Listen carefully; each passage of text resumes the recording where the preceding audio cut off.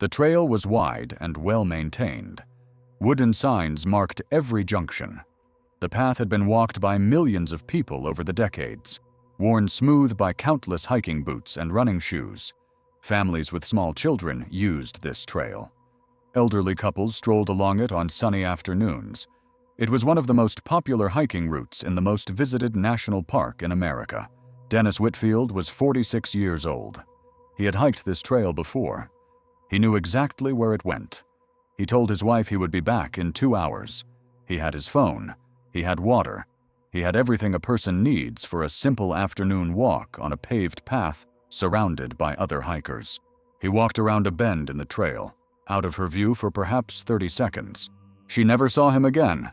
That was June 14th, 2018. The Great Smoky Mountains National Park, the most visited national park in the United States. Over 12 million people walk through this park every year. Rangers patrol the trails. Emergency services are minutes away.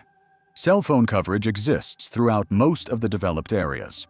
This is supposed to be one of the safest outdoor spaces in America. Dennis Whitfield vanished from it in broad daylight, on a crowded trail 30 seconds after his wife last saw him. He has never been found. This is not an isolated incident. This is a pattern, and the pattern exists in places you would never expect. We think of danger in the wilderness as something that happens in remote locations, in places far from roads and rangers and other people. We imagine that the most visited parks, the ones with paved trails and visitor centers and gift shops, are somehow immune to the forces that claim people in the backcountry. We are wrong. The 5 most visited national parks in America are Great Smoky Mountains, Grand Canyon, Zion, Yellowstone, and Yosemite. Combined, these parks receive over 40 million visitors every year. They have the most developed infrastructure, the most rangers per square mile, the best emergency response capabilities in the entire national park system. They also have some of the most disturbing unsolved disappearances on record. People vanish from crowded viewpoints, from trails walked by hundreds of hikers every day, from campsites surrounded by other campers, from locations so accessible and so well-traveled that disappearing should be impossible. And yet, they disappear. Without explanation, without trace, without any logical reason for how a human being could simply cease to exist in a space monitored by rangers, surrounded by witnesses, and covered by cell phone signals. Today, we examine 5 cases. 1 from each of America's most popular parks. 5 people who vanished from places that millions of others have visited safely. 5 disappearances that challenge everything we think we know about wilderness safety. These are not stories from remote Alaska or the depths of the Amazon. These are stories from parks you have probably visited, from trails you may have walked yourself, from viewpoints where you have taken photographs with your family. If you have ever felt completely safe in a national park, these cases may change how you think about that safety. If you find this examination disturbing, you are not alone. Subscribe to our channel and enable notifications. We document the disappearances that happen in places where disappearances should not happen. The cases that reveal something deeply wrong in the spaces we trust the most. Our first case takes us to the Great Smoky Mountains, to the most visited national park in America, to a trail so popular that you are rarely out of sight of other hikers, and to a man who vanished from that trail while his wife waited just around the corner. The Great Smoky Mountains National Park straddles the border between Tennessee and North Carolina. It covers over 500,000 acres of forested mountains, valleys, and streams. The park is famous for its biodiversity, its historic structures, and its accessibility. Unlike many national parks, Great Smoky Mountains has no entrance fee. Anyone can drive in and start hiking. This accessibility makes it the most visited national park in the United States by a significant margin. In 2018, the year Dennis Whitfield disappeared, over 11 million people visited the park.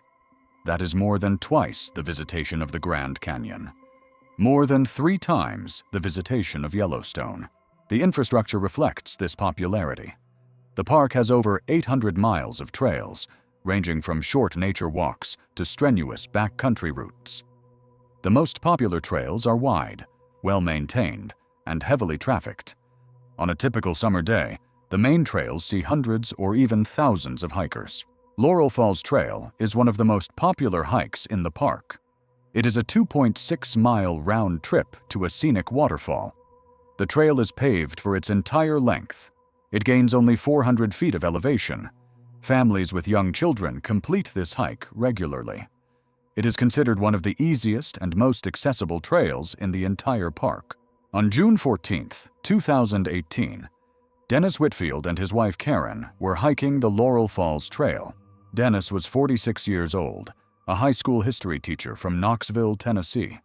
He and Karen had been married for 22 years. They had 2 adult children. They visited Great Smoky Mountains several times a year, usually for day hikes on the popular trails close to their home. The Laurel Falls Trail was familiar to them. They had hiked it many times before. They knew every turn, every bench, every viewpoint along the way. The morning of June 14th was clear and warm. Dennis and Karen arrived at the trailhead around 9:30 in the morning. The parking lot was already filling up, typical for a summer Saturday. They estimated that at least 50 other people were starting the trail around the same time. The hike to the falls took them about 45 minutes. They stopped frequently to take photographs and enjoy the scenery. The trail was crowded. They passed dozens of other hikers going in both directions. At one point, they had to wait in a short line at a narrow section of the trail. They reached Laurel Falls around 10:15. The waterfall is a popular spot, and the viewing area was crowded with other visitors. Dennis and Karen spent about 20 minutes at the falls, taking pictures and eating snacks they had brought. Around 10:35, they began the hike back to the trailhead. The return trip was uneventful for the first mile. They walked at a leisurely pace, talking about their plans for the rest of the weekend. The trail was still crowded. They continued to pass other hikers regularly. At approximately 11:10 in the morning, they reached a section of trail that curves around a large rock outcropping. The curve is gentle, perhaps 40 feet from one side to the other. A person walking around the curve would be out of sight of someone behind them for maybe 30 seconds. Dennis was walking slightly ahead of Karen. As they approached the curve, he mentioned that he wanted to stop and take a photograph of a particular tree that he found interesting. Karen said she would wait for him just around the bend where there was a bench. She walked around the curve.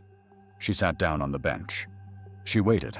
Dennis did not appear. After about 2 minutes, Karen stood up and walked back around the curve to see what was taking him so long. The trail was empty. Dennis was not there. She assumed he had walked past her somehow, perhaps while she was looking at something else. She walked further down the trail toward the trailhead, expecting to see him ahead of her. He was not ahead of her. She walked back up the trail toward the falls, thinking he might have decided to return for some reason. He was not there either. She began asking other hikers if they had seen a man matching his description. No one had seen him. Or rather, several people remembered seeing a couple matching their description earlier in the hike. But no one had seen Dennis alone in the past few minutes. By 11:30, Karen was alarmed. She called Dennis' phone. It rang, but there was no answer. She called again. Same result. She sent text messages. No response. She hurried back to the trailhead and reported her husband missing to a park ranger. The response was swift. Rangers began searching the trail immediately. They walked the entire route from the trailhead to Laurel Falls, checking every side path, every overlook, every location where someone might have stepped off the main trail. They found nothing. The search expanded throughout the afternoon. Additional rangers were called in. The trail was walked multiple times by different teams. Searchers called Dennis' name. They checked the areas on either side of the trail, pushing into the vegetation to look for any sign of someone who had left the path. The terrain immediately adjacent to the Laurel Falls Trail is steep and heavily forested. The slopes drop away sharply in many areas. If someone stepped off the trail and lost their footing, they could potentially slide or fall into the forest below. But there was no sign that Dennis had left the trail. No broken vegetation, no disturbed leaves, no footprints in the soft earth at the trail edges. The paved surface showed no indication of where he might have gone. His phone was not found. It continued to ring when called, suggesting the battery was still charged, but the GPS location feature showed the phone in the same general area as the trail, not precise enough to pinpoint a location. Search dogs were brought in the following morning. The handlers started the dogs at the point where Karen had last seen Dennis, the curve in the trail near the rock outcropping. The dogs picked up his scent immediately. They tracked it along the trail in both directions, consistent with someone who had walked to the falls and back. But the trail was contaminated with the scent of hundreds of other hikers who had used it that day and the days before. The handlers tried to isolate the freshest trail, the path Dennis had taken most recently. The dogs tracked his scent to the curve in the trail where Karen had lost sight of him. At that point, the scent trail became confused. The dogs circled the area. They indicated interest in several directions, but could not establish a clear continuing trail. The scent seemed to end at the curve, as if Dennis had been standing there and then simply ceased to exist. The search continued for 9 days. Over 150 personnel participated, including park rangers, local law enforcement, search and rescue volunteers, and specialized tracking teams. Helicopters flew patterns over the area. Thermal imaging equipment was deployed to detect body heat in the forest below the trail. Nothing was found. The investigation considered multiple theories. The first theory was that Dennis had suffered a medical emergency and fallen off the trail. Perhaps a heart attack or stroke had caused him to lose his balance and tumble into the steep terrain below. But this theory had problems. The area below the trail had been searched extensively. If Dennis had fallen, even if he had fallen a considerable distance, his body should have been found. The forest was thick, but not impenetrable. Searchers had covered the terrain thoroughly.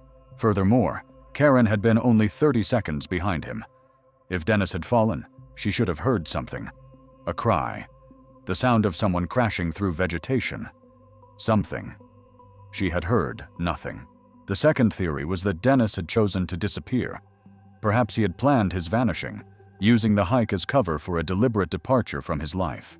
This theory was investigated through examination of his financial records, phone records, and personal history. Nothing suggested Dennis had planned to disappear. His finances were normal. His phone records showed no suspicious contacts. His colleagues, friends, and family reported no concerning behavior or statements. He had been a teacher at the same high school for 18 years. He was well liked by students and staff. He had no known debts, no legal troubles, no secret life that anyone could identify. His marriage, by all accounts, was happy. He had no apparent reason to want to disappear. The third theory was foul play. Perhaps someone had harmed Dennis on the trail and removed his body. But this theory faced significant obstacles. The trail was crowded. Karen had been 30 seconds behind him. Other hikers were passing regularly in both directions. For someone to attack Dennis, incapacitate him, and remove his body from the trail without anyone seeing or hearing anything seemed almost impossible. And there was no evidence of a struggle, no blood, no disturbed ground, no sign that anything violent had occurred. The case was eventually classified as an endangered missing person. The file remains open. No determination has been made about what happened to Dennis Whitfield on the Laurel Falls Trail on June 14, 2018. His wife Karen has continued to search for answers. She has returned to the trail many times, walking the route they took that day, looking for anything that might explain what happened to her husband in those 30 seconds when he was out of her sight. She has found nothing. The Great Smoky Mountains National Park continues to welcome millions of visitors every year. The Laurel Falls Trail remains one of the most popular hikes in the park.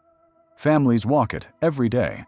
Children run ahead of their parents around the curves in the trail. None of them think about Dennis Whitfield. None of them imagine that a person could vanish from this paved, populated path in the middle of a summer morning. But he did vanish, 30 seconds out of sight. That was all it took. Where did Dennis Whitfield go? What happened in those 30 seconds? How does a person disappear from one of the most crowded trails in the most visited national park in America?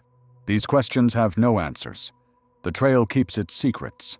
The mountains do not speak. And somewhere, perhaps, Dennis Whitfield is still waiting to be found. Our second case takes us from the forested mountains of Tennessee to the desert southwest, to a landscape that could not be more different from the Smokies, to a place where visibility extends for miles and the terrain is so stark that a person should be visible from enormous distances. The Grand Canyon. Grand Canyon National Park is the second most visited national park in the United States. Over 6 million people come to see it every year. They stand at the rim and look down into a chasm that is over a mile deep and up to 18 miles wide.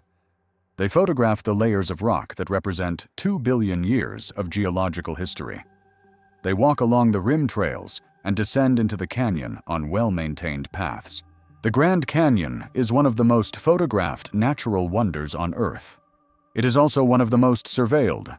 Rangers patrol constantly. Helicopters fly over the canyon regularly for search and rescue and scenic tours. The South Rim, where most visitors gather, has extensive infrastructure including hotels, restaurants, and a village with year-round residents. This is not a remote wilderness. This is a developed tourist destination with all the safety systems that implies. And yet people disappear here in ways that defy explanation. Rachel Summers was 27 years old when she vanished from Grand Canyon National Park on October 3rd, 2020. She was a graduate student in geology at Arizona State University. The Grand Canyon was not unfamiliar territory for her. She had visited the park many times for both research and pleasure. On the morning of October 3rd, Rachel drove from Flagstaff to the South Rim for a day of hiking. She planned to walk the South Kaibab Trail partway into the canyon, turn around at Ooh-Ah Point about 1.5 miles down, and return to the rim before dark. This is one of the most popular hikes in the park. The trail is well maintained and heavily used. Ooh-Ah Point is a famous viewpoint, a rock outcropping with spectacular views of the canyon interior. On any given day, hundreds of hikers make this out and back trip. Rachel started her hike around 8 in the morning. The weather was clear and cool, ideal conditions for canyon hiking. She was well prepared with water, food, and appropriate clothing. She had hiked this trail before and knew what to expect. We know Rachel reached Ooh-Ah Point because she posted a photograph to her social media account at 9:47 in the morning. The photo showed her standing at the viewpoint with the canyon stretching behind her. She was smiling. She looked happy and healthy. The caption on the photo read, "Perfect morning in my favorite place. Heading back up now." She was never seen again. Rachel had told her roommate in Flagstaff that she expected to be home by early afternoon. When she had not returned by 3 in the afternoon, her roommate tried calling her phone. There was no answer. By 5 in the afternoon, with Rachel still not home and not responding to calls or messages, her roommate contacted Grand Canyon National Park. Rangers began searching immediately. They checked the trailhead parking lot and found her car still there. They walked the South Kaibab Trail from the rim to Ooh-Ah Point and back. They checked with other hikers who had been on the trail that day. Several hikers remembered seeing a young woman matching her description at Ooh-Ah Point around 10 in the morning. She had been sitting on the rocks, looking at the view. She appeared to be alone. No one remembered seeing her after that point. The search expanded the following day. Teams descended into the canyon, checking the trails below Ooh-Ah Point in case Rachel had decided to continue further than she had planned. Other teams searched the rim trails and the areas around the trailhead. The terrain around Ooh-Ah Point is dramatic and dangerous. The viewpoint sits on a promontory that drops away steeply on 3 sides. The canyon walls are hundreds of feet of sheer cliff. A fall from this location would almost certainly be fatal. Searchers examined the cliffs below the viewpoint carefully. They looked for any sign of a body or disturbed rock that might indicate a fall. They found nothing. Search dogs were brought in on the 3rd day. The handlers worked the dogs from the trailhead, following the route Rachel would have taken down to Ooh-Ah Point. The dogs tracked her scent easily along the trail. They confirmed that she had walked down to the viewpoint. At Ooh-Ah Point, the dogs circled the area, indicating strong scent presence consistent with someone who had spent time there. Then the handlers directed the dogs to track Rachel's return trip up the trail toward the rim. The dogs could not find a trail. They searched the area around Ooh-Ah Point extensively. They checked the trail going down further into the canyon in case Rachel had continued that direction.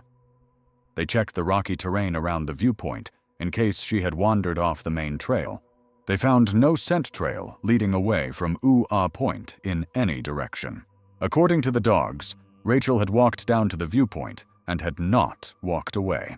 The search continued for 2 weeks. Over 200 personnel participated at the peak of operations. Technical rescue teams rappelled into areas below the viewpoint that could not be accessed any other way.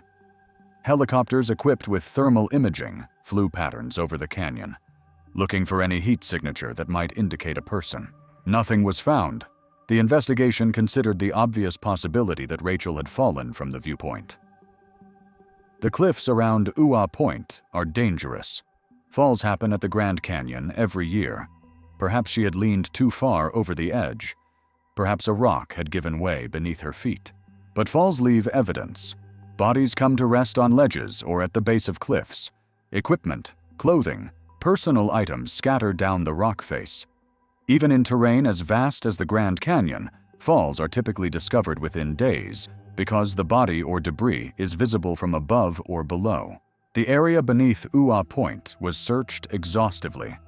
Technical teams descended on ropes to check every ledge and crevice. They found no body, no clothing, no equipment, no indication that anyone had fallen in this area.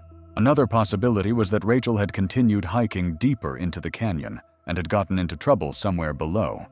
Perhaps she had decided to push on to Skeleton Point, or even further, had become exhausted or injured, and had not been able to return. But this theory did not match the evidence. The dogs had found no scent trail leading down from Ooh-Ah Point. If Rachel had continued into the canyon, the dogs should have been able to track her. They could not. Furthermore, Rachel had posted that she was heading back up now at 9:47. Her stated intention was to return to the rim. She had no reason to continue deeper into the canyon, especially alone and without telling anyone her plans had changed. A third possibility was that Rachel had met someone at the viewpoint and had left with them. Perhaps she had encountered a friend or acquaintance and had gone somewhere else. Perhaps she had accepted a ride from a stranger. The investigation looked into this possibility carefully. Her phone records were examined. Her social media accounts were reviewed. Her friends and family were interviewed to determine if she had plans to meet anyone. Nothing indicated she had arranged to meet anyone that day. Her phone showed no calls or messages after the social media post at 9:47.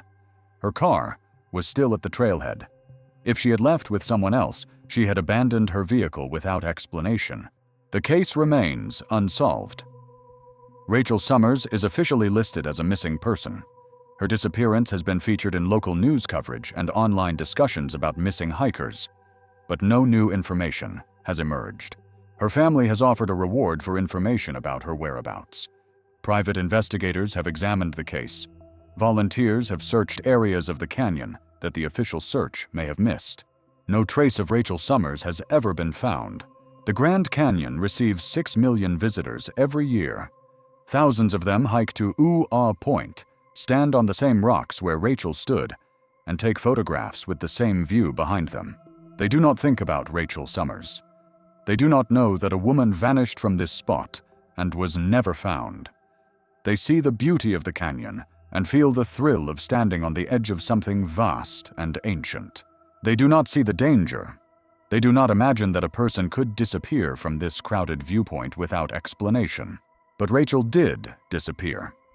She posted a photograph at 9:47 in the morning. She wrote that she was heading back up, and then she ceased to exist, leaving no trail for dogs to follow, no body for searchers to find, no explanation for where she could have gone. The canyon is over a mile deep. It is vast beyond human comprehension. Perhaps it is vast enough to hide things that we cannot understand. Perhaps it keeps secrets in its depths that we will never discover. Rachel Summers walked down to Ooh-Ah Point on a clear October morning. She saw the view that millions have seen before her. She took a photograph. She said she was heading back. She never made it back. Where did she go?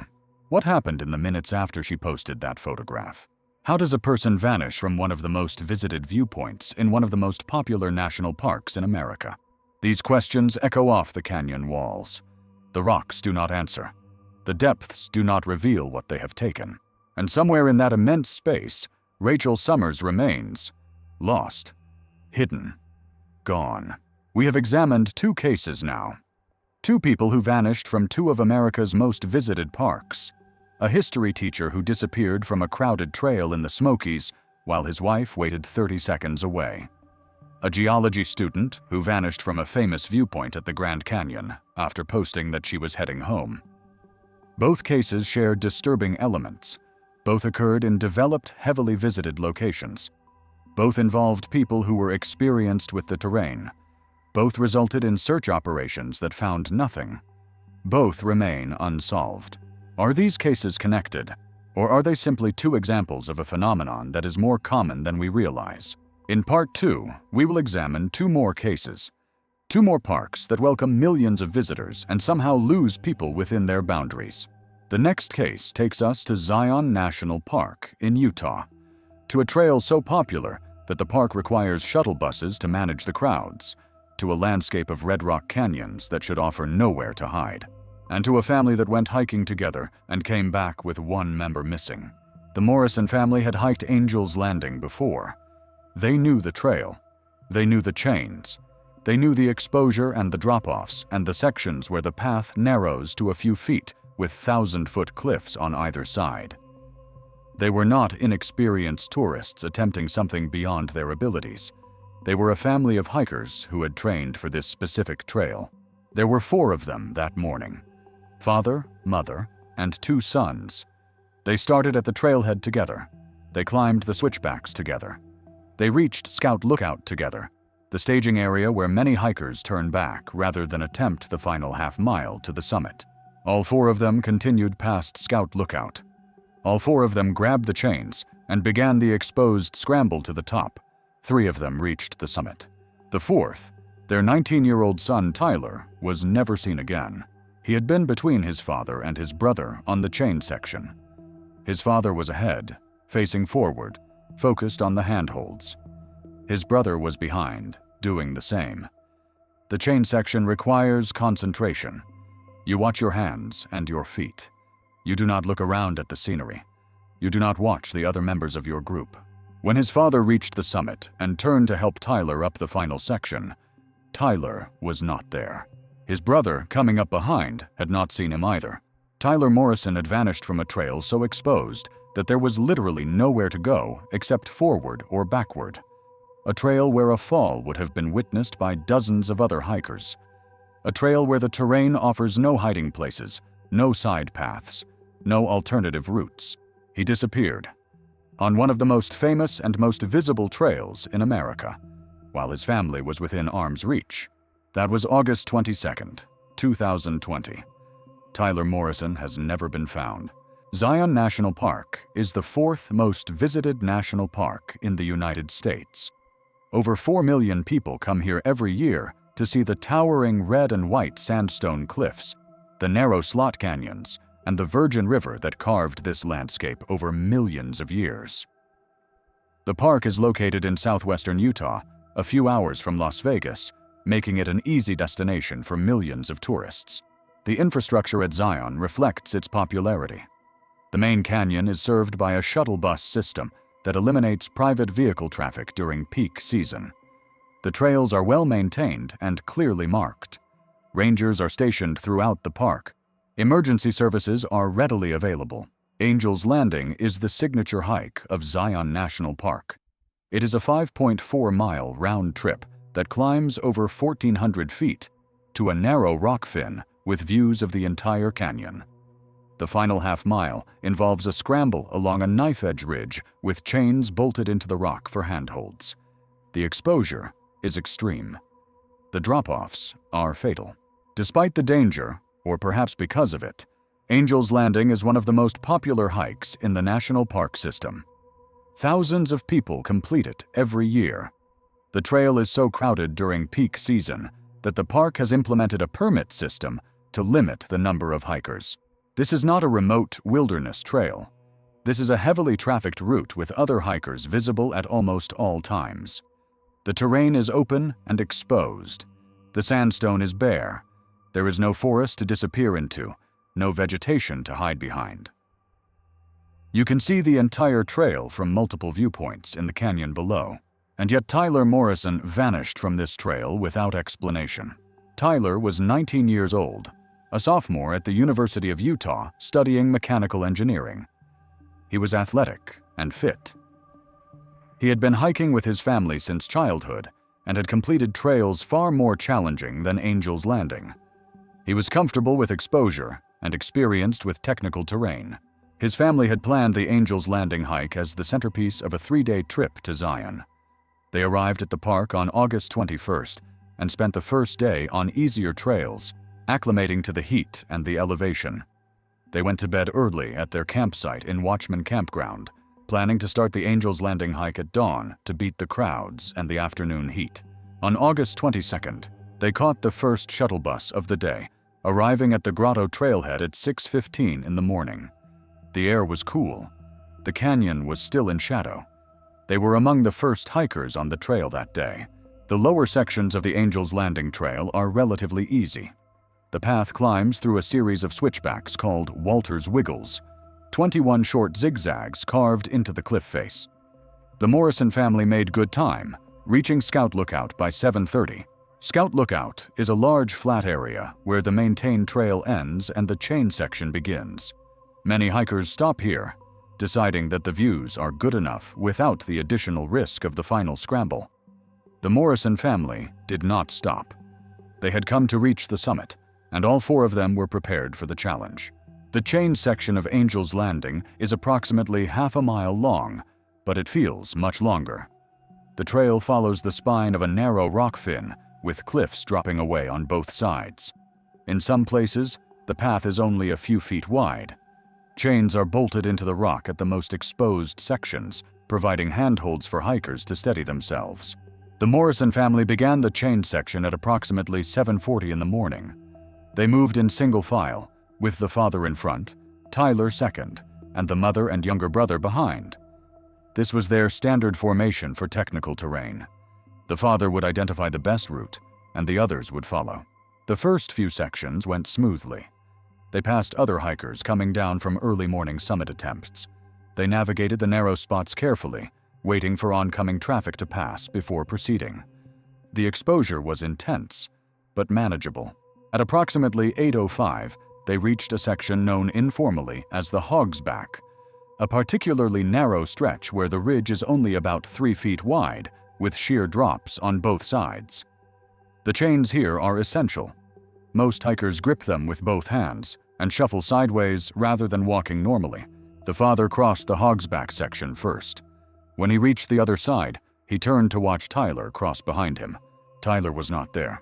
The father assumed at first that Tyler had stopped to let someone pass or had paused to take a photograph. He waited. Tyler didn't appear. He called out. There was no response. The mother and younger brother, who had been behind Tyler, caught up to the Hog's Back section. They had not seen Tyler ahead of them on the trail. They assumed he was still in front with his father. The family quickly realized that Tyler was not with any of them. He had been between his father and the rest of the family. Now, he was simply not there. They began searching immediately.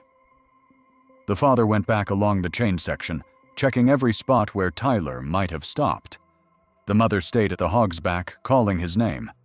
The younger brother continued to the summit to see if Tyler had somehow passed his father without being noticed. None of them found Tyler. Other hikers on the trail were asked if they had seen a young man matching his description. Some remembered seeing the Morrison family earlier in the hike. None had seen Tyler alone or noticed anything unusual.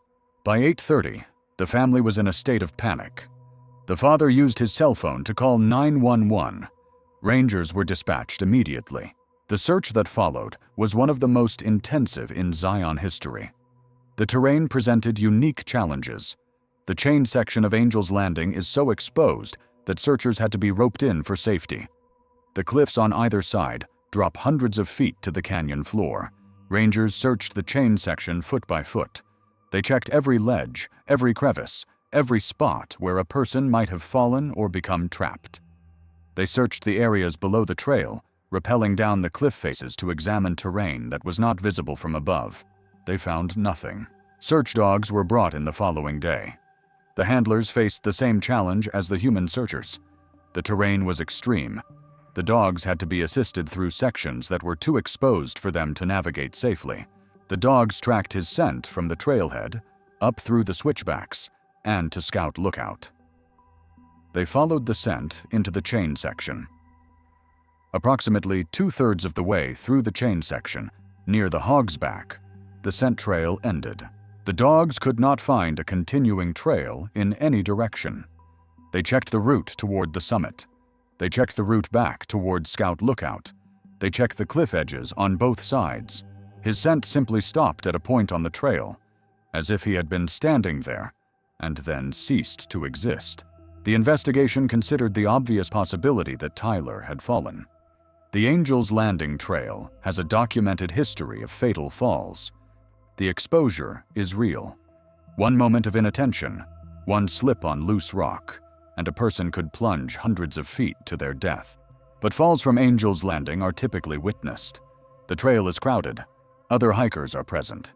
Someone almost always sees or hears a fall occur. No one saw Tyler fall. No one heard a cry or a crash. The dozens of other hikers on the trail that morning noticed nothing unusual. Furthermore, falls leave evidence. Bodies come to rest at the base of cliffs. Clothing and equipment scatter down the rock face.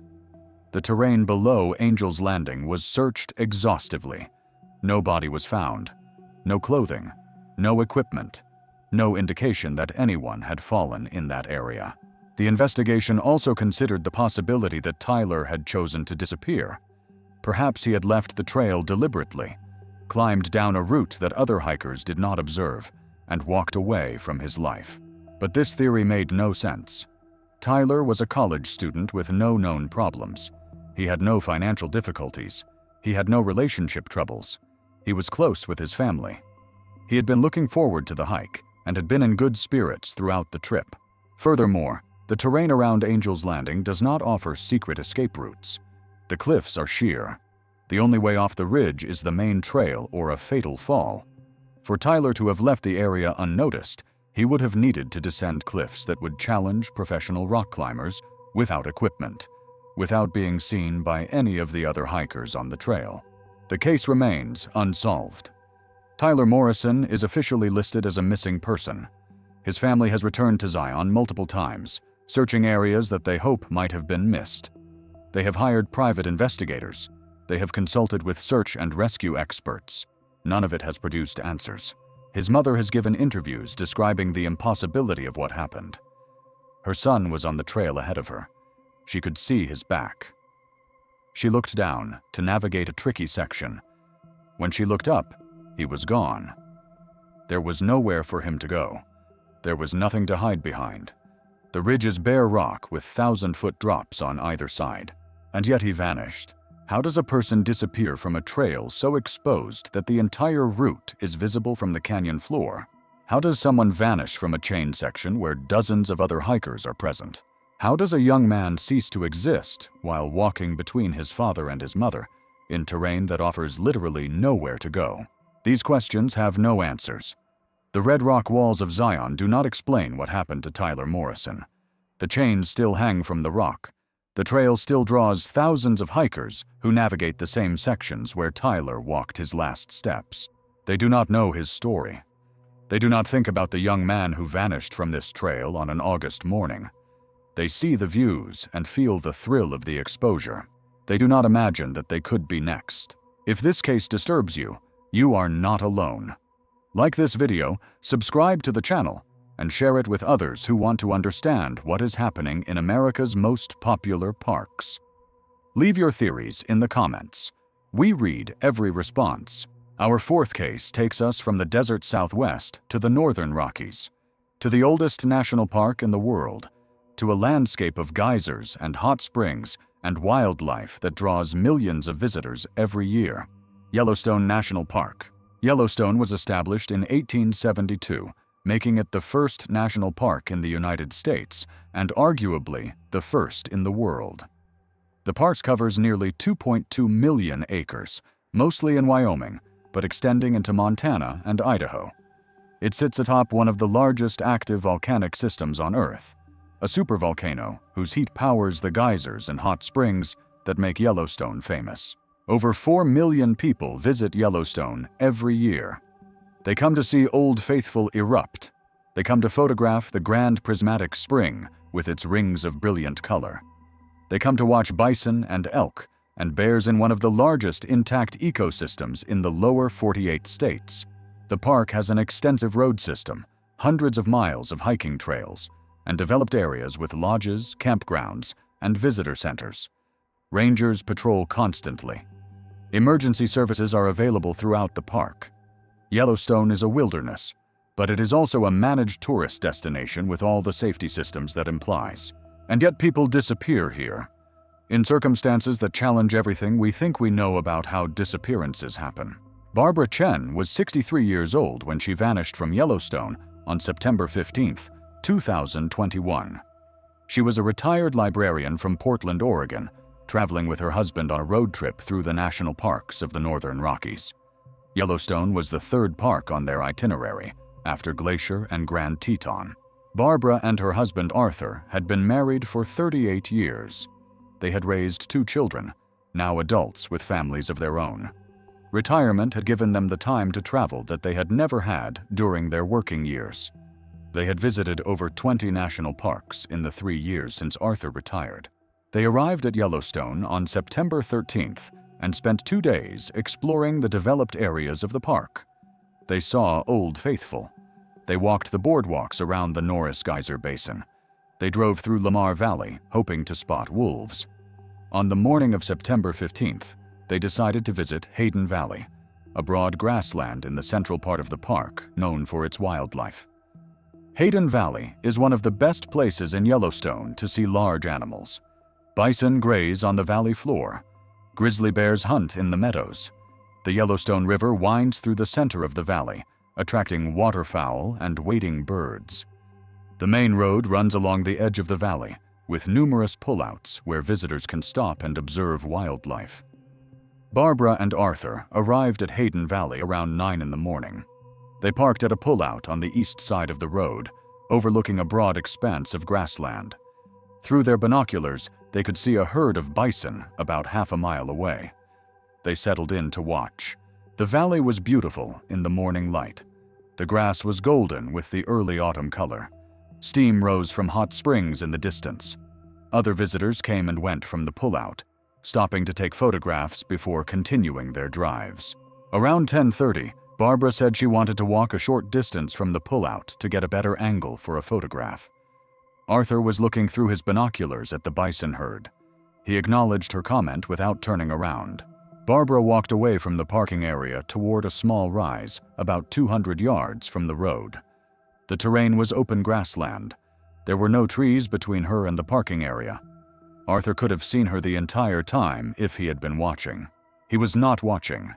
He was focused on the bison.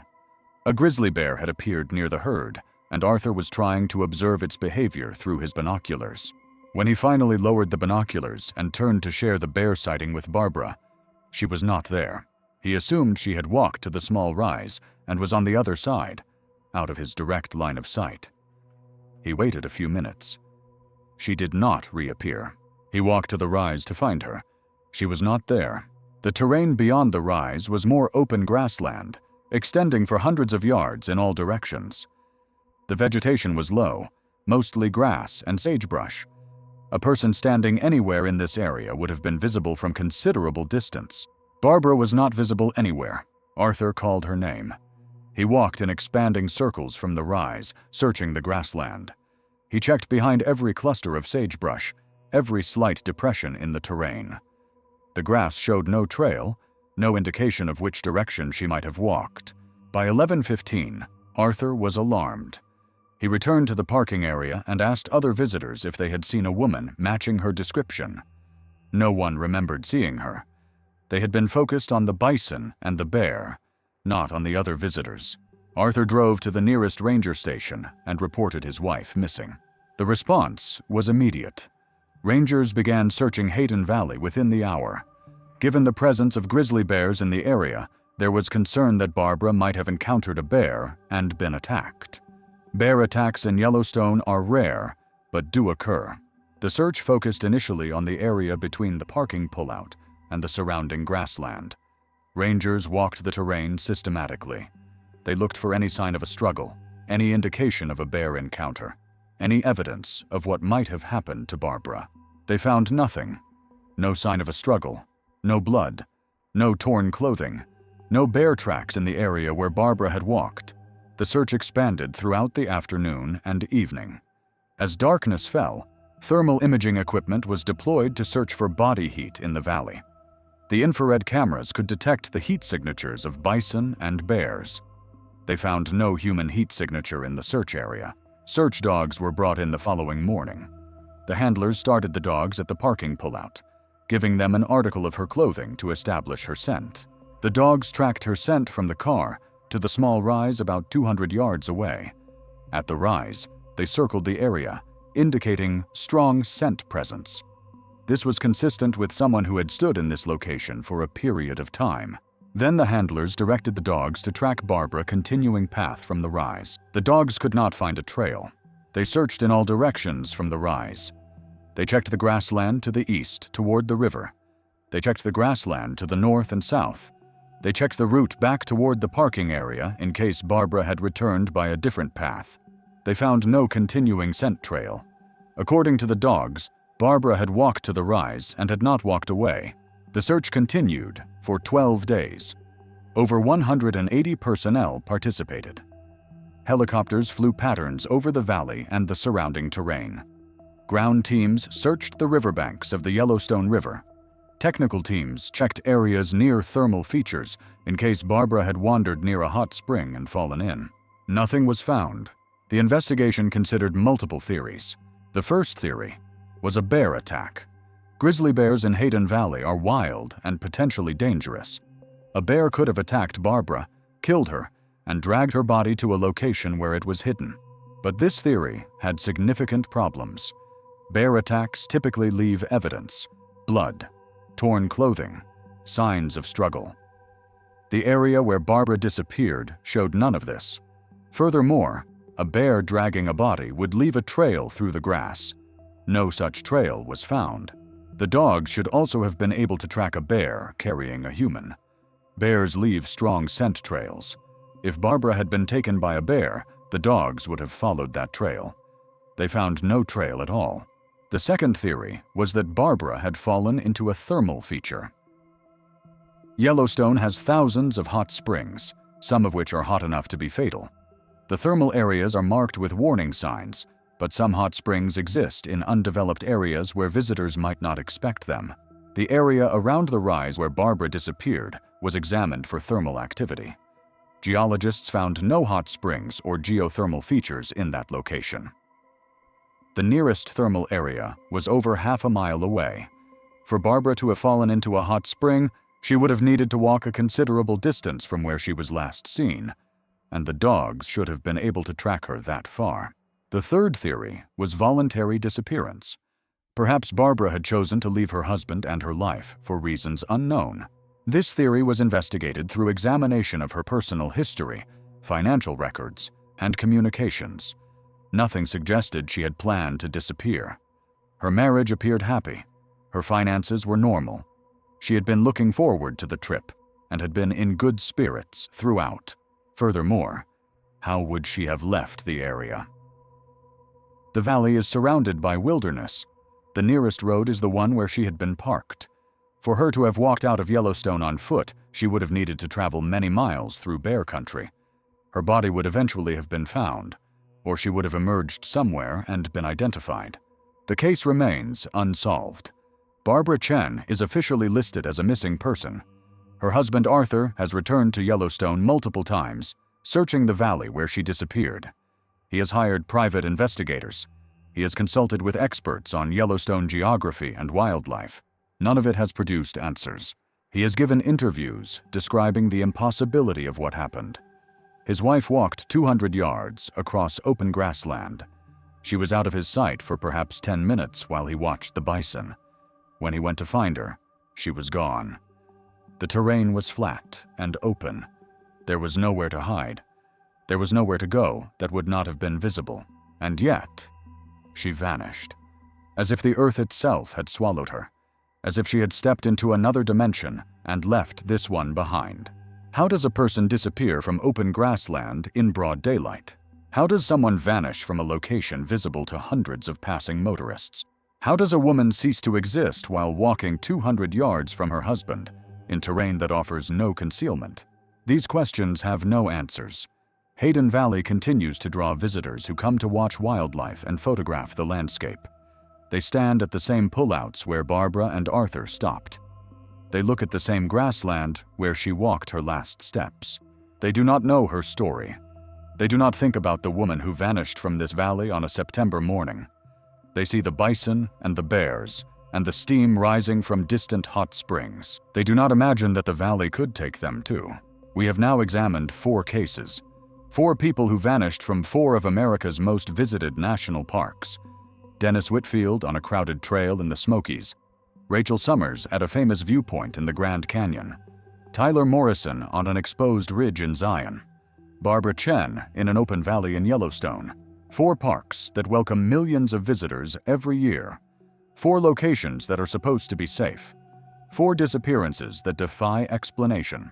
The patterns are emerging. Open terrain. Witnesses nearby. Search dogs losing trails. No bodies found. No evidence recovered. No logical explanation for how these people could have vanished from spaces where vanishing should be impossible. Is there something happening in these parks that we do not understand? Is there some force or phenomenon that can take a person from a visible location without leaving any trace? Or are these simply random tragedies, unconnected events that only seem to form a pattern because we are looking for one? In Part 3, we will examine our final case, another famous park, another impossible disappearance, and we will consider what these 5 cases might tell us about the hidden dangers lurking in America's most beloved outdoor spaces. Our final case takes us to Yosemite National Park in California, to the park that inspired the national park movement, to a landscape of granite cliffs and waterfalls that has been photographed more than almost any natural wonder on Earth, and to a man who vanished from the most photographed location in the entire park, while hundreds of cameras were pointed in his direction. The photograph was taken at 2:17 in the afternoon. It shows Tunnel View, the most famous overlook in Yosemite National Park. El Capitan rises on the left. Bridal Veil Fall cascades on the right. Half Dome floats in the distance, framed by the valley below. It is arguably the most photographed view in the American National Park system. In the corner of the photograph, partially visible at the edge of the frame, is a man in a blue jacket standing at the stone wall that separates the viewing area from the drop below. That man is Kevin Marshall. He was 51 years old. He had driven to Yosemite from his home in Sacramento for a day of sightseeing. He had parked his car in the Tunnel View parking lot and walked to the overlook to see the view that millions of people come to see every year. The photograph was taken by a tourist from Japan. She did not know Kevin Marshall. She was not trying to photograph him. He simply happened to be standing at the edge of her frame when she captured the image of the valley. She took another photograph 11 seconds later. Same view, same angle, same composition. Kevin Marshall is not in the second photograph. The stone wall is there. The valley is there. El Capitan and Bridal Veil Fall and Half Dome are all there. The man in the blue jacket is gone.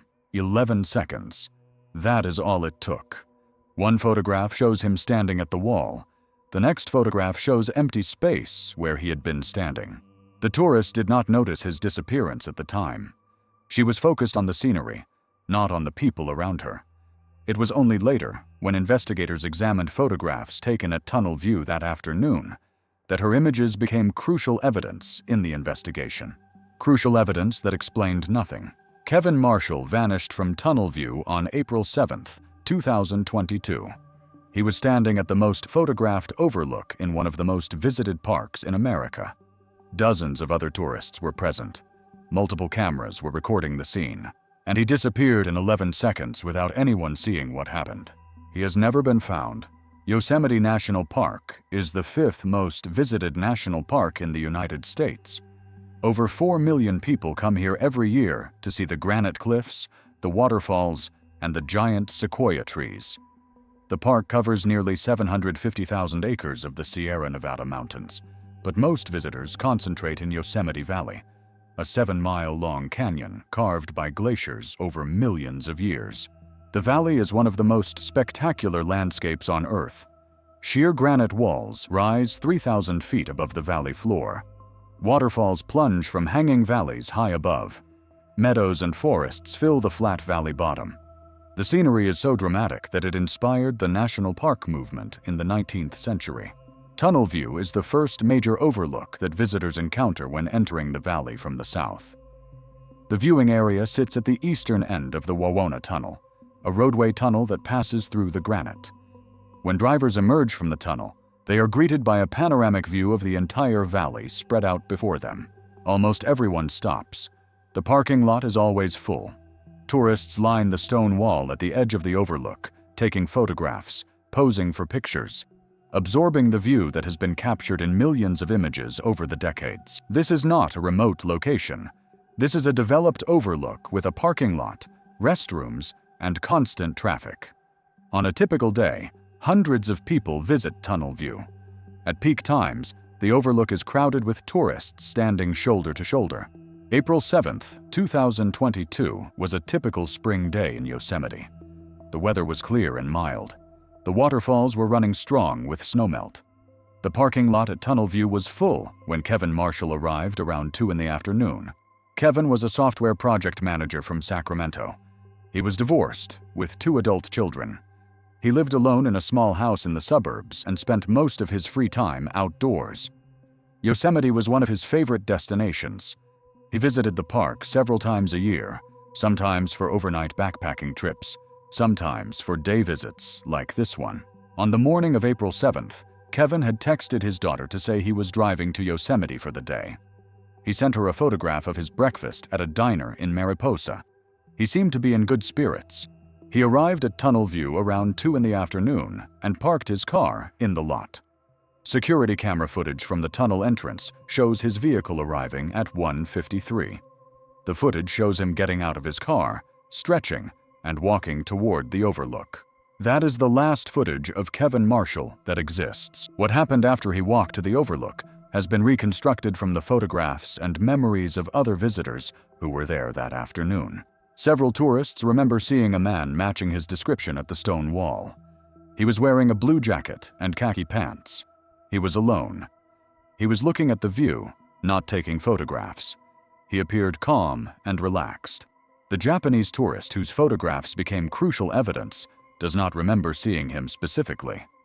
She was focused on capturing the perfect image of the valley. She took multiple photographs over a period of several minutes, adjusting her position and angle to get the composition she wanted.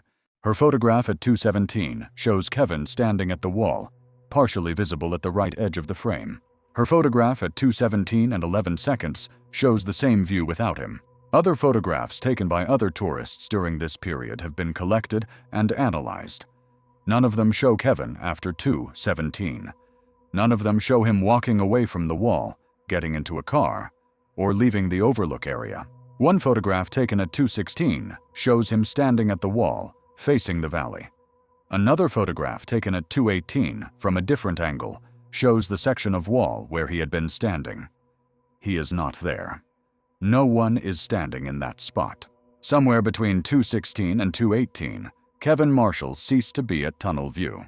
His daughter became concerned when he did not respond to her text messages that evening. She knew he was in Yosemite and assumed he might be in an area without cell service. She waited until the following morning and then called his phone again. No answer. She contacted park rangers on the afternoon of April 8th, more than 24 hours after her father had last been seen. Rangers checked the Tunnel View parking lot and found his car still there. The vehicle was locked. His phone was inside, sitting on the passenger seat. His wallet was in the glove compartment. Kevin Marshall had left his car, walked to the overlook, and vanished. He had not returned to his vehicle. He had not taken his phone or his wallet. He had simply disappeared. The investigation that followed was complicated by the 24-hour delay in reporting. By the time rangers began searching, any footprints or physical evidence at the overlook had been trampled by hundreds of other visitors. The scene was contaminated, but the photographic evidence remained. Investigators collected photographs from tourists who had been at Tunnel View on April 7th. They posted requests on social media asking anyone who had visited the overlook that afternoon to share their images. The response was substantial. Dozens of people had taken photographs at Tunnel View between 2 and 3 in the afternoon. Investigators assembled these images into a timeline, sorting them by the metadata embedded in the digital files. The timeline showed Kevin arriving at the wall around 2:10. It showed him standing there for several minutes, and then, between 2:16 and 2:18, it showed him disappearing.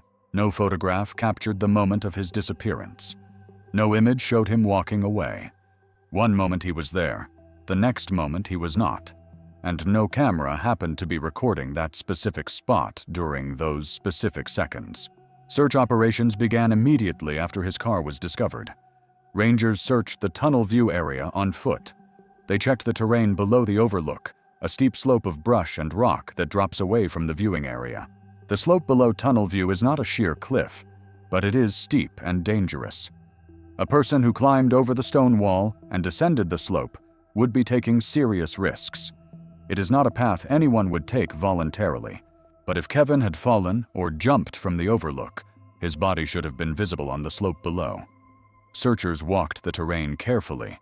They found no body, no clothing, no evidence that anyone had recently descended that slope. Search dogs were brought in on the second day. The handlers started the dogs at the parking lot, using clothing from his car to establish his scent. The dogs tracked his scent from the car to the overlook. They circled the viewing area, indicating strong scent presence along the stone wall where he had been standing. This was consistent with someone who had spent time at that location. Then the handlers directed the dogs to track where Kevin had gone next. The dogs could not establish a continuing trail. They checked the path back to the parking lot. They checked the slope below the overlook. They checked the road and the tunnel entrance. They found no scent trail leading away from the viewing area. According to the dogs, Kevin had walked to the overlook and had not walked away. The investigation considered several theories. The first theory was suicide. Perhaps Kevin had deliberately jumped from the overlook into the terrain below. The slope is not a sheer cliff, but a fall could still be fatal if someone hit the rocks wrong. But this theory had problems. Kevin showed no signs of suicidal ideation. His text messages that morning were cheerful. His friends and family reported no concerning behavior. He had plans for the future, including a backpacking trip scheduled for the following month. Furthermore, a body should have been found. The slope below the overlook was searched thoroughly. If Kevin had jumped, his remains would have been discovered. The second theory was that Kevin had climbed over the wall and descended the slope voluntarily, then continued into the wilderness on foot. Perhaps he had planned to disappear and start a new life elsewhere.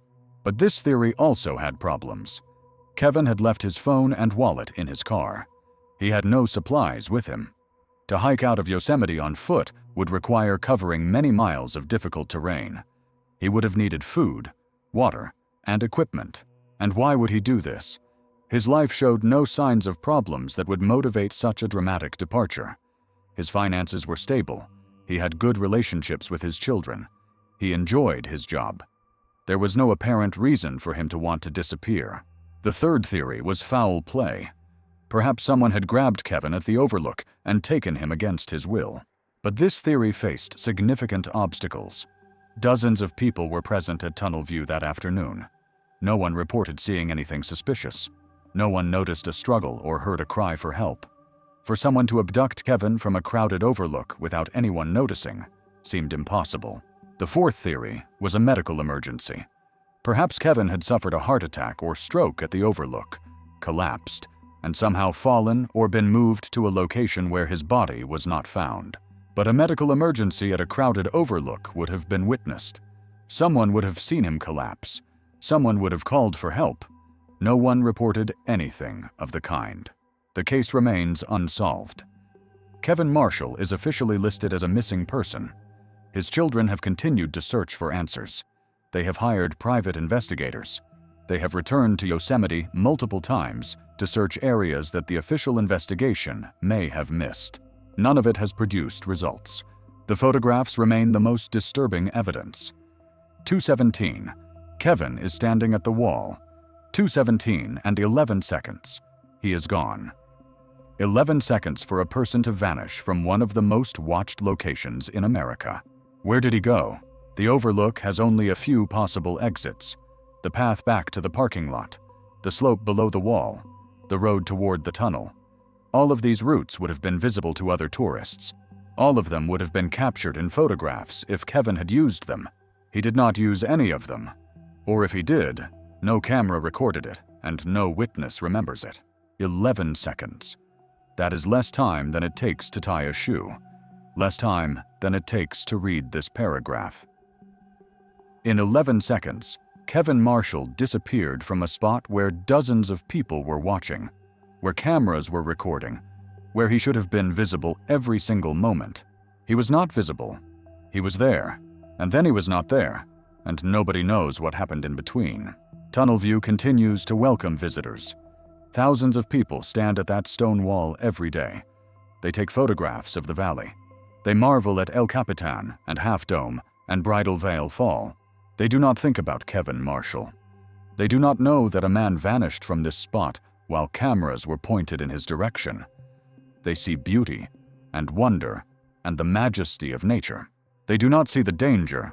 They do not imagine that they could be standing in a place where people simply stop existing. But Kevin Marshall stopped existing here in 11 seconds while the world watched without seeing. If this case disturbs you, you are not alone. Like this video, subscribe to the channel, and share it with others who want to understand what is happening in America's favorite parks. Leave your theories in the comments. What do you think happened to Kevin Marshall in those 11 seconds?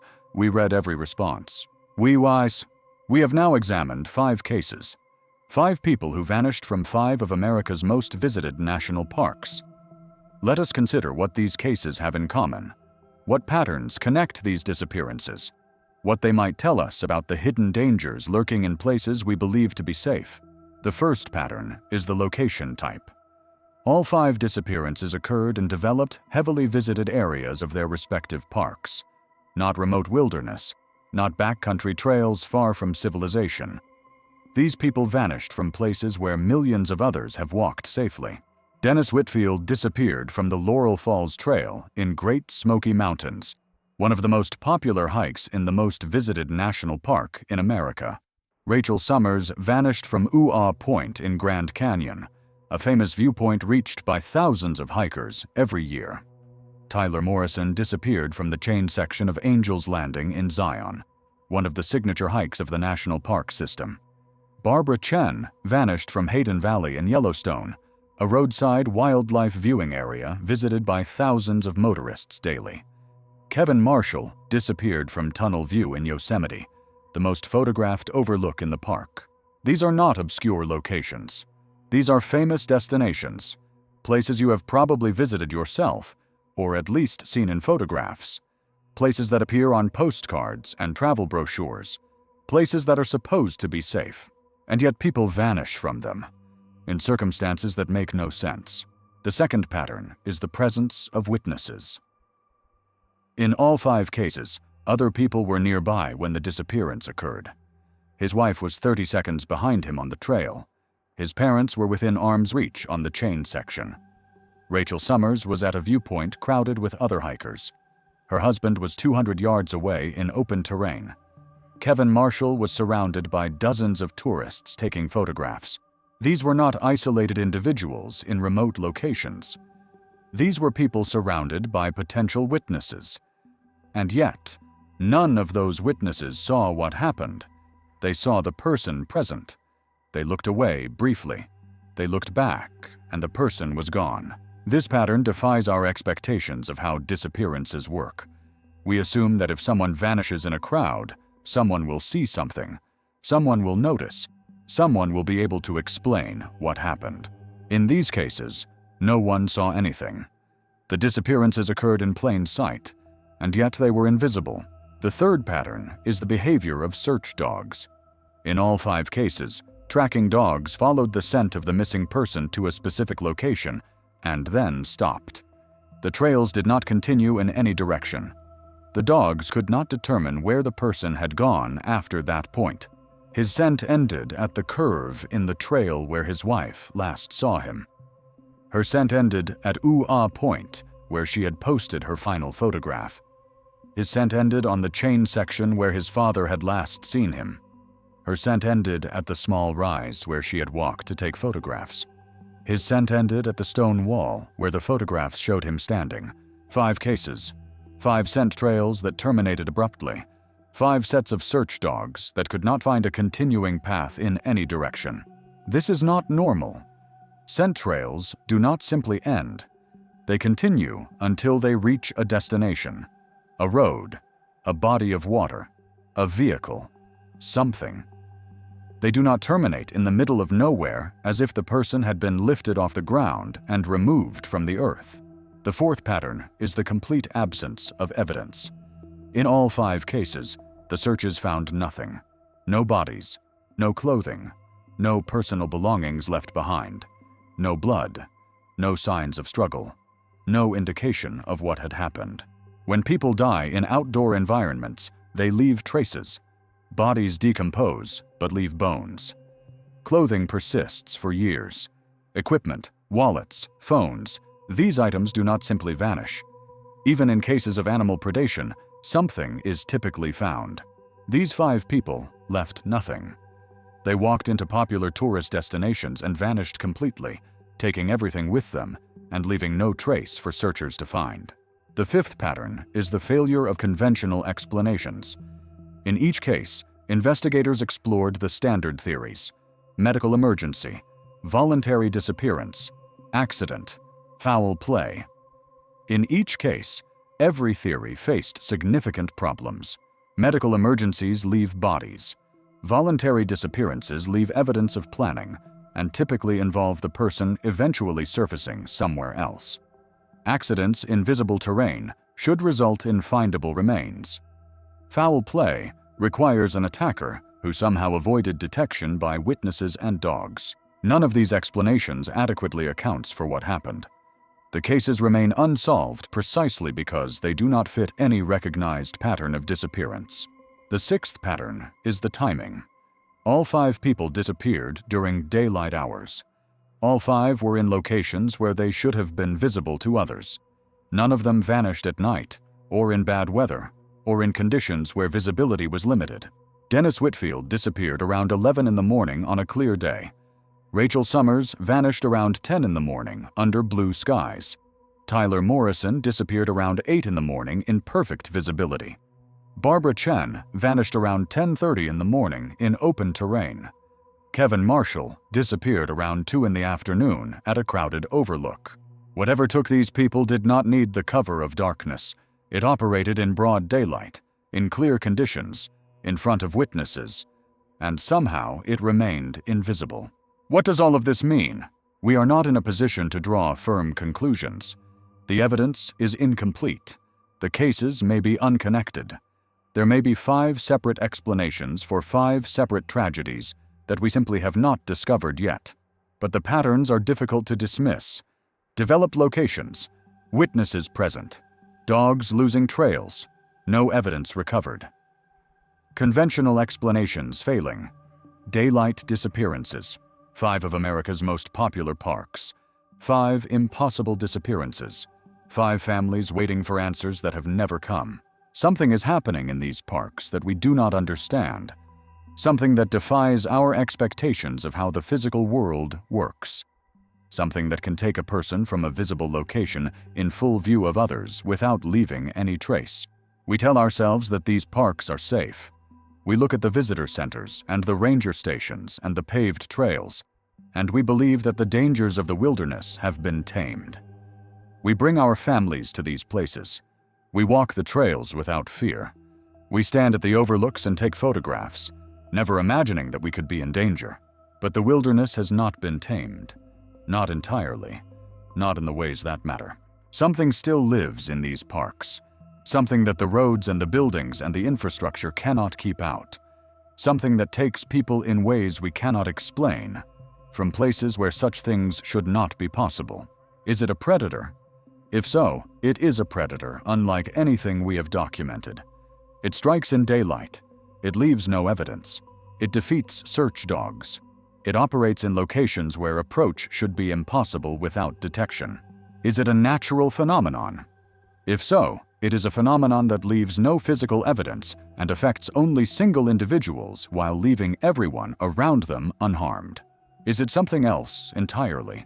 Something that our current understanding of the world does not encompass? Something that can remove a person from a visible location in seconds, leaving nothing behind? We do not know. The parks do not tell us their secrets. The trails do not explain what happens to the people who walk them and do not return. The overlooks do not reveal what they have taken. 40 million people visit these 5 parks every year: Great Smoky Mountains, Grand Canyon, Zion, Yellowstone, Yosemite. 40 million people who walk the trails and stand at the viewpoints and take photographs of the scenery. Almost all of them come home safely. Almost all of them return to their cars and their hotels and their ordinary lives without incident. But not all of them. Some of them vanish, in circumstances that cannot be explained, from locations where disappearing should be impossible, while witnesses watch and cameras record, and the world goes on as if nothing has happened. Dennis Whitfield, Rachel Summers, Tyler Morrison, Barbara Chen, Kevin Marshall. 5 names. 5 people who walked into America's favorite parks and never walked out. Remember them the next time you visit a national park. Remember them when you stand at a famous viewpoint surrounded by other tourists. Remember them when you walk a crowded trail and feel safe because of all the people around you. The people around you did not save them. The crowds did not protect them. The visibility did not matter. They vanished anyway, in broad daylight, in plain sight, in places that 40 million people visit every year without incident. What makes a person a target? Why these 5 and not the millions of others? What force or phenomenon selects certain individuals and leaves everyone else untouched? We do not have answers to these questions. We may never have answers. The parks keep their secrets well, but we can ask the questions. We can document the cases. We can shine a light into the darkness and demand to know what is hiding there. If you have information about any of these cases, please contact the National Park Service or the appropriate law enforcement agencies. The cases remain open. The families deserve answers that have not been found. If you found this examination valuable, please like this video, subscribe to our channel, and share it with others who want to understand what is happening in America's most beloved outdoor spaces. Leave your thoughts in the comments. What do you think connects these cases? What could explain disappearances from terrain where disappearing should be impossible? What is hiding in America's favorite parks? We read every comment, and we will continue to investigate. There are more cases to examine, more patterns to identify, more questions to ask. The national parks of America hold secrets that we have only begun to uncover. Until next time, be careful in the parks. Stay close to your companions. Do not assume that crowds mean safety. And remember that even in the most popular, most visited, most photographed locations in America, people are disappearing without explanation. Great Smoky Mountains, Grand Canyon, Zion, Yellowstone, Yosemite. They are beautiful. They are majestic. They are among the greatest natural wonders on Earth. They are also dangerous in ways we do not understand. Visit them, enjoy them, marvel at their beauty, but watch each other. Stay together. Do not let your companions out of your sight, not even for 30 seconds, not even for 11 seconds, not even for a moment. Because in these parks, a moment is all it takes. Thank you for watching. Stay safe out there.